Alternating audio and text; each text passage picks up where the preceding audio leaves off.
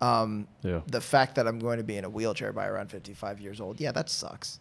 But I think technology's on your side, though. That's true, yeah. You're young. I would agree. And the technology's, he's going to talk about it, but it grows exponentially, right? We're at exponential growth. So, in theory, you know, if there's going to be a breakthrough, I think you're ripe for it.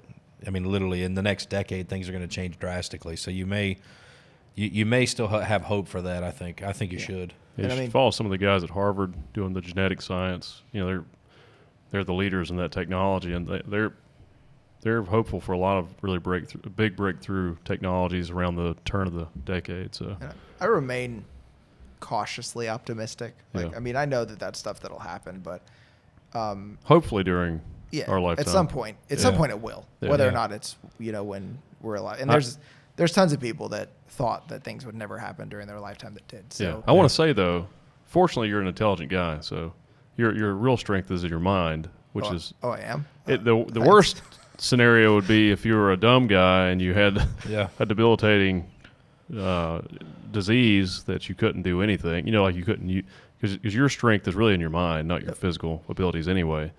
But I do understand the losing physical abilities. When I lost my leg, that was a big blow to me. And like you, I got picked on and bullied when I was a kid and stuff, and I was a poor kid, and so I grew up in the '80s, so it was like we were just constantly told like you need to be like these superheroes and these action stars and stuff. So I was really big into physical things too. I mean, he knows like I was all in with fitness and stuff like that. But when I lost my leg, it was a big.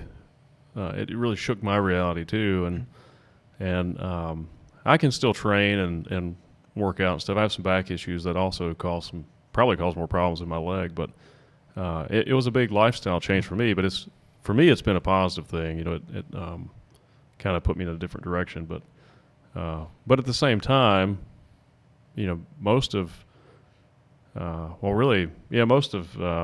what I do is mental anyways. I mean, I do acting and stuff, and that's physical, but it's both, but there's a lot of physical requirements in that.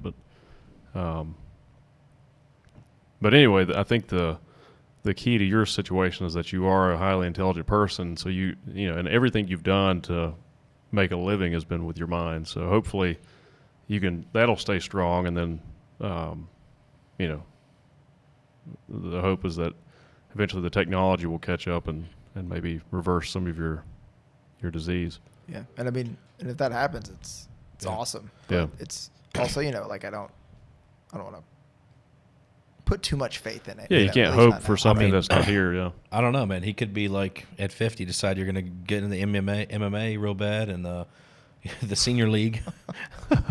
Start fighting the senior league. Oh no, the executive. The executive. Yeah, when in jiu-jitsu we call it the executive.